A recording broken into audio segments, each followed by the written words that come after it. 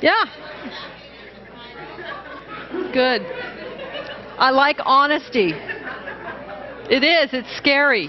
It is scary, you guys. Oh. Whoa. Yeah. Woo. But we could feel it. Lonnie and I were talking. We could feel it. You guys were opening up your heart even in talking about this stuff. Could feel it. Yeah. You guys, you open up your heart and guess where God goes? Right there. Yeah. Yes. You are the one He wants to inhabit. Oh, yeah.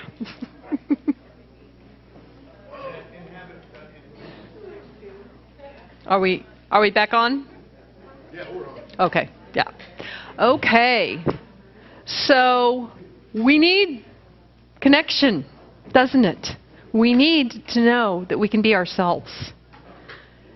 And the beautiful thing, God created you. He knows who you are. He knows what it means for you to be yourself. That's what He wants for you more than anything else. But sometimes we've kind of put on what we think other people expect of us, not God. We're learning to discover who we truly, really are. God created us to need to know that we belong. We need to know we have an identity. He put that need in us. He created very, very needy hearts inside of us. Do you know that? Do you know that that's normal? To need. We need. We need to know that our lives matter, that we have significance, that we have value, our lives are valuable, are precious. The wonderful thing is we can trust Him to do all those things for us. Okay? His promise, whoever comes to me will never be hungry. Whoever believes in me will never be thirsty. Hey, only, hey. All that stuff, all that we need. Hey, yeah. Satisfied in Him. We are totally safe being ourselves with Him. We are. Okay. So, but we can't get this. You can't get this from teaching. I can't give this to you. You have to cultivate this yourself with God. And every single person in here has to discover that for themselves. Discover how to walk out that relationship. How does this work for you? Because we each have our own personality. We each have our own way of connecting with God.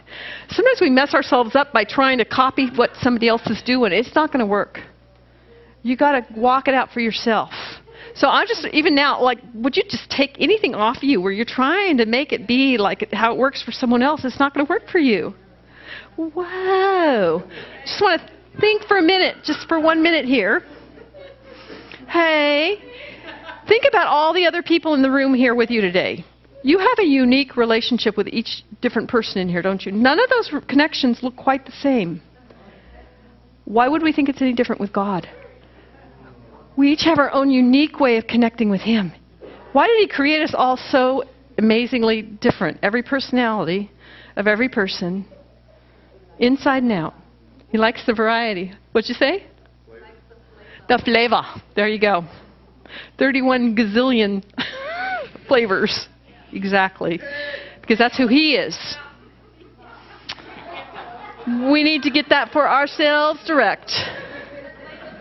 Each one of us. An identity. Philippians 3 says, I count everything as lost compared to the possession of the priceless privilege of knowing Christ Jesus, my Lord. Where do we get our identity from? And of progressively becoming more deeply and intimately acquainted with Him. That I may know Him, and that I may come to know the power of His resurrection, that I may so share in His sufferings as to be continually transformed into His likeness. So we're becoming more and more like Him But at the same time, in that spiritual mystery, we're also becoming more and more ourself. Our joyful, giddy selves. Yes. We are. We absolutely are. We have not received a spirit of slavery, but a spirit of adoption. We belong. You belong, you belong, you belong, you belong. You belong to the one who created you. You belong. So I want to read you a story. How many of you guys know the story of the Velveteen Rabbit? Velveteen Rabbit is a wonderful story about what it means to be real. Because intimacy requires being real, keeping it real. There was a young boy who was given a stuffed velveteen rabbit once for Christmas. Now, there were many, many other toys that lived in the boy's room. Most of the other toys in the playroom disdained him because they had moving parts. They did something that somehow made them more important. Yeah. How much of our society is all about doing, performance. What we do helps us to think we are something.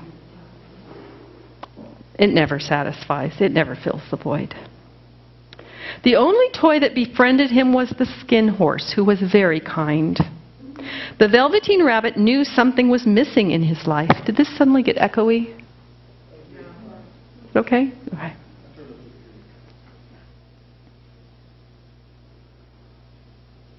He knew something was missing because he knew he was only a toy and not a real person.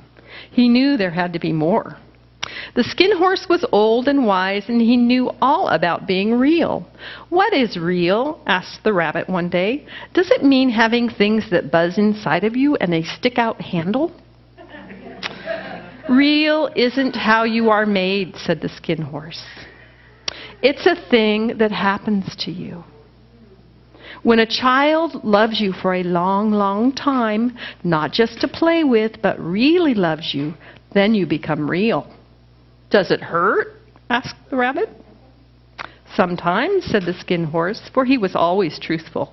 "When you are real, you don't mind being hurt." "Does it happen all at once, like being wound up, or bit by bit?"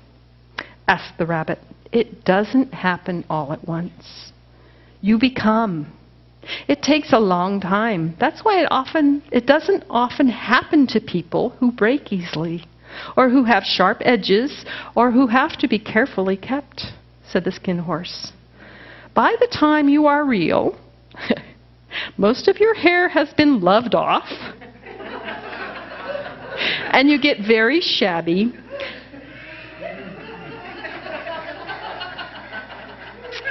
It's a story. Okay. The parallel would be getting your rough edges worn off, right? Okay. I'm not trying to draw that too close of an analogy, but okay. But these things don't matter at all. Because once you are real, you can't become ugly. Except to people who don't understand. "I suppose you are real?"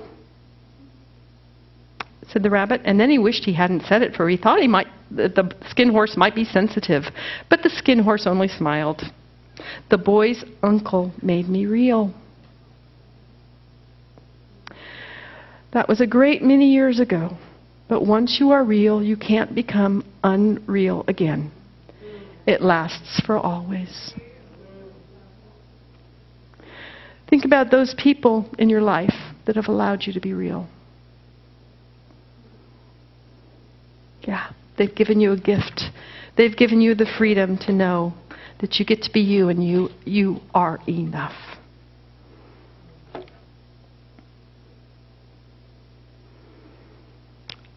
I think David does. David of Old Testament David. Oops. Just go back. There we go. David is an amazing man, and the reason he is a man after God's own heart is not because he had his act together. He was like a sinner's sinner, right? But yet, he cultivated such a relationship, a connection with God, that when the chips were down, he knew how to get God into those places. Psalm 139, this is David saying this. Search me, God, and know my heart. Try me and know my thoughts and see. Now, most of the Bible script interpretations say, see if there is any wicked way in me and lead me in the way everlasting. Actually, that word wicked is not well translated. That usually is about sorrow. That's usually about pain. And that's usually, to be better translated, idolatry, pain, or sorrow. Know my sorrows, God. I'm tired of trying to lock them up inside of me because nothing's happening. They're staying there. They're not going anywhere. Search me and know me. Think about David. Remember the story of David and Bathsheba? He's in his little kingly palace. Ah, I see Bathsheba. I want her. Right? She's bathing on her, I don't know what that was all about. Anyway, bathing on her roof or something. And so what happens? He invites her to the palace. He rapes her, whatever. I'm sure he thought he was going to get away with that, but then, oops, she's pregnant. Oh, no, what are we going to do about this? Okay, I'm the king. I'll fix this. I'll go kill her husband. So he had Uriah killed. So I guess he figures, oh, now I get Bathsheba for myself and nobody will ever know. But he had a prophet, remember Nathan? And Nathan, hey, let's talk. Let's chat, David. Yeah, you're the man.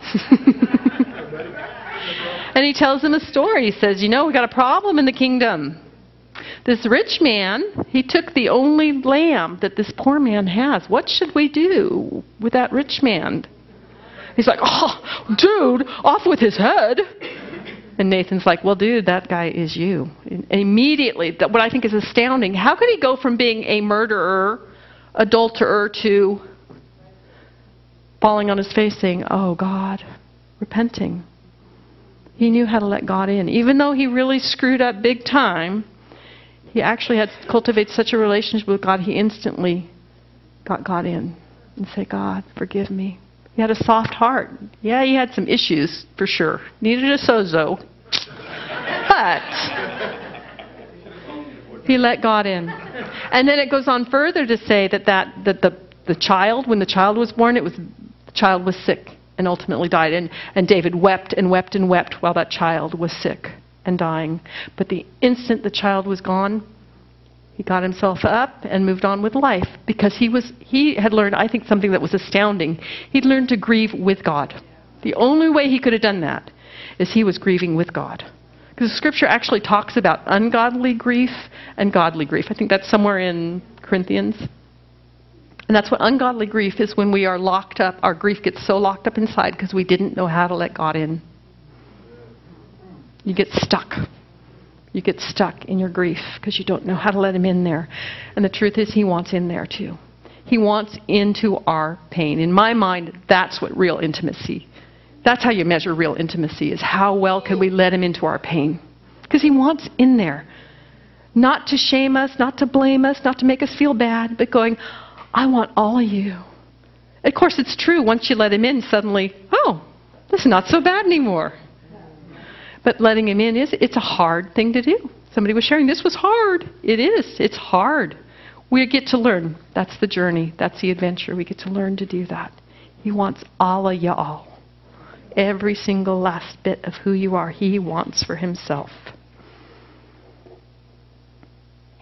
So intimacy is, I like to think of it as kind of 3 different levels. It's about being known to God, being honest before him, allowing him into every emotion, the good, the bad, the ugly. I love The Shack, the book The Shack. I don't know how, probably a lot of you have read that one, because it talks about there actually are no bad emotions. There's just emotions. It feels, sometimes those part of us, it feels bad. The part of me that gets angry, I don't like that part of me. The part of me that feels resentful, I don't like that part. But he's like, well, let me in, and we'll talk about it. He wants all of you all. He wants involvement in every part of your life. Every fear, every hope, every dream. And there is a reality of knowing ourselves. You can only have so much intimacy with someone else. depending on how willing you've been willing to know yourself. It is scary. Again, no bad emotions, but really areas we're just independent, where we haven't wanted to let God in because we're afraid He's going to treat us like people have treated us. But the wonderful thing is, of course, He never will. He loves you. He adores you. He has faith and confidence in you. He created who you are. He's not worried. I think one of the most amazing qualities of who He is not worried about being misunderstood. We misunderstand Him a lot. That does not ruin His day. It's like, let's just keep talking. I want to reveal myself to you in ever-increasing deeper ways. It's okay if you don't fully get who I am. It's okay if you misunderstand my intentions, because you're still learning. We're going to talk. We're going to get this worked through. Just let me be me, and it's all going to work out. And of course, out of learning to become comfortable with yourself, comfortable in your own skin, out of that we can then learn how to let ourselves be transparently known with others. This is who I really am. I don't want to keep up the pretense. I have strengths and I have weaknesses. Please accept who I am, and I will accept who you are. We were doing that little exercise a bit ago to think about who is it that's given me a little bit of a modeling of being able to be myself. Because the beautiful thing is, that's what we get with God. We start getting that with Him, we're going to start walking out our life. We're going to start discovering who we really are, who we were really born to be.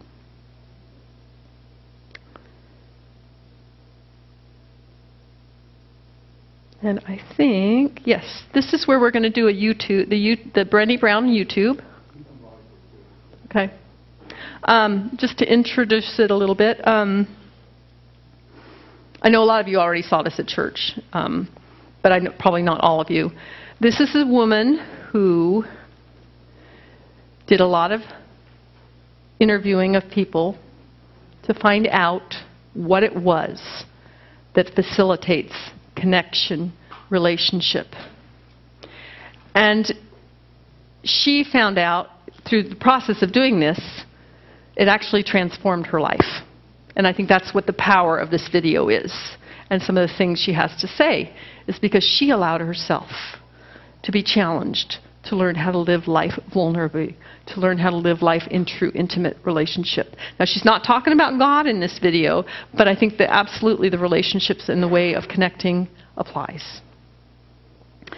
So, her question she came into asking was, what is it that helps you connect? She ended up titling this talk, The Power of Vulnerability, which I don't think was what she was initially expecting. So let's go ahead and listen.